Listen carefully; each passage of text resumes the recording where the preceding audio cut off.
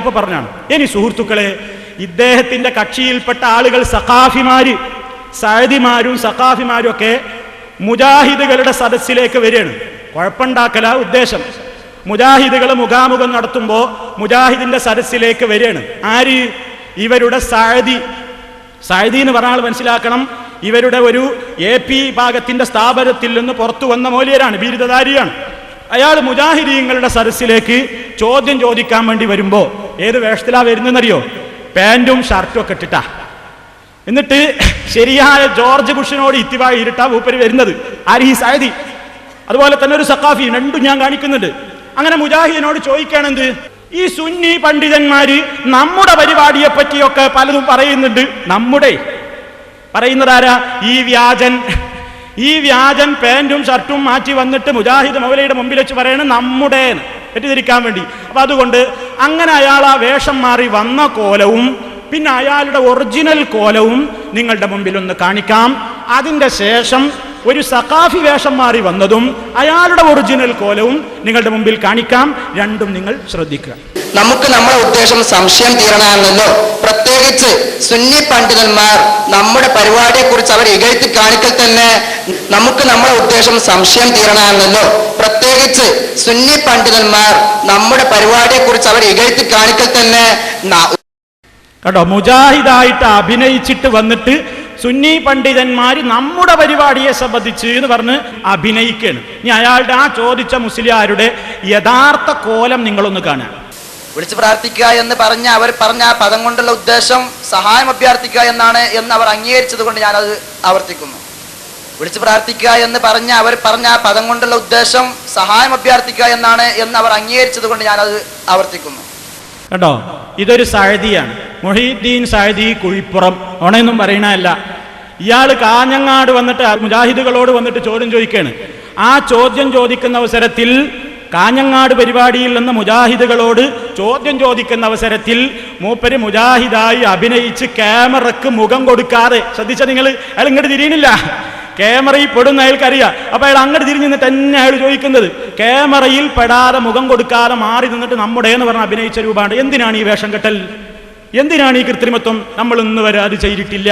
ഇനി അബ്ദുറഹ്മാൻ സലഫി പങ്കെടുത്തൊരു മുഖാമുഖത്തിൽ ഒരു സഖാഫി, സുബൈർ സഖാഫി, സുബൈർ സഖാഫി പൂക്കളത്തൂർ, അയാൾ വന്നിട്ട് അയാൾ സദസ്സിലിരിക്കുന്നത് നിങ്ങൾക്ക് കാണാം. അങ്ങനെ മയങ്ങി കുത്തിരിക്കാണ്.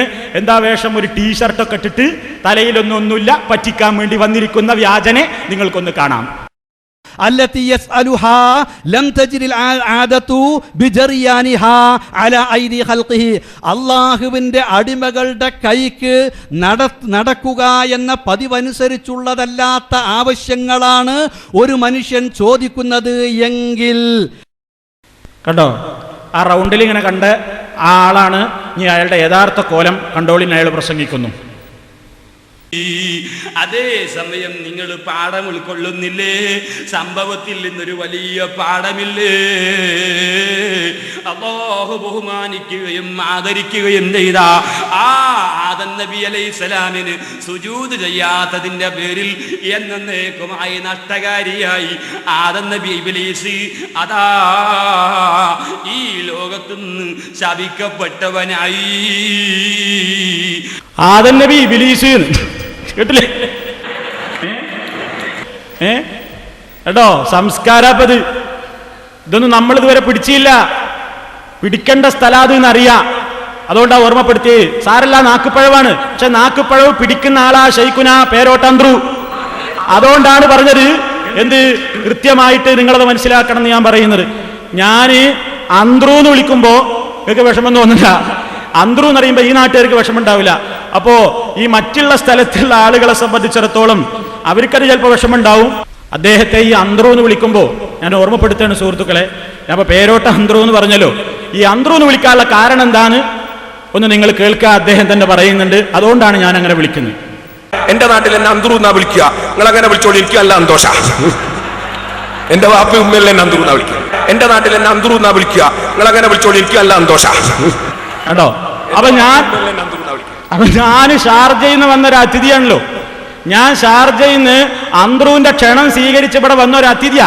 മൂപ്പരിനെ വിളിച്ചിരിക്കേണ്, സൽക്കരിച്ചിട്ട്, കഴിഞ്ഞ പ്രാവശ്യം സൽക്കരിച്ചിട്ട് മൂപ്പര് എനിക്ക് ഗൾഫിലേക്ക് പോകുമ്പോൾ ഒരു കെട്ട് തന്ന് വിട്ടതാണ്, കെട്ടും കെട്ടി വിട്ടതാണല്ലോ. അപ്പൊ ഗൾഫിൽ നിന്ന് ഷാർജയിൽ നിന്ന് വരുമ്പോ ഈ സ്നേഹ ബഹുമാനപ്പെട്ട വ്യക്തിക്ക് ഒരു കെട്ട് കൊണ്ടുവരണല്ലോ. ആ നിലക്കൊരു കെട്ടും കൊണ്ട് തന്നെ ഞാനും വന്നിട്ടുള്ളത്. അപ്പൊ ആ കെട്ടുന്ന ഓരോന്നോരോന്നും ഇങ്ങനെ അയച്ചു കൊടുക്കാൻ വിചാരിച്ചതാണ്. അപ്പൊ ഒരാൾ അതിഥിയായിട്ട് വരുമ്പോ ആ ആതിഥേയന്റെ ഇഷ്ടപ്പെട്ട പെരുമാറ്റാണല്ലോ നമ്മൾ കാണിക്കേണ്ടത്. അയാളേതായാലും ഇന്നാട്ടുകാരനാണ്, ഇന്നാട്ടുകാരനായ അയാളുടെ അതിഥിയാണല്ലോ ഞാൻ. അപ്പൊ അയാൾക്ക് ഇഷ്ടപ്പെട്ട പേരായിരിക്കും ഇനി ഞാൻ വിളിക്കുക. എപ്പോഴും വിളിക്കൂല. കഴിഞ്ഞ പ്രാവശ്യം എനിക്ക് ആ പേരങ്ങനെ അറിയാത്തതുകൊണ്ട് ഞാനങ്ങനെ വിളിച്ചിട്ടില്ലായിരുന്നു. അപ്രാവശ്യം മൂപ്പരെന്നെ അങ്ങനെ പറഞ്ഞു തന്നു. അന്ന് ഞാൻ പേരോടെയൊക്കെയാണ് വിളിച്ചിരുന്നത്. അപ്പം അത് ഒഴിവാക്കിയിട്ട് പലപ്പോഴും ഇനി അന്ത്രൂനായിരിക്കും വരിക, അത് നിങ്ങൾ മനസ്സിലാക്കണമെന്ന് ഓർമ്മപ്പെടുത്തണം. അപ്പൊ സുഹൃത്തുക്കളെ, അദ്ദേഹം നമുക്ക് ഇരുമുഖ നയായിട്ടാണ് ഇപ്പൊ ഇത് പറഞ്ഞത്.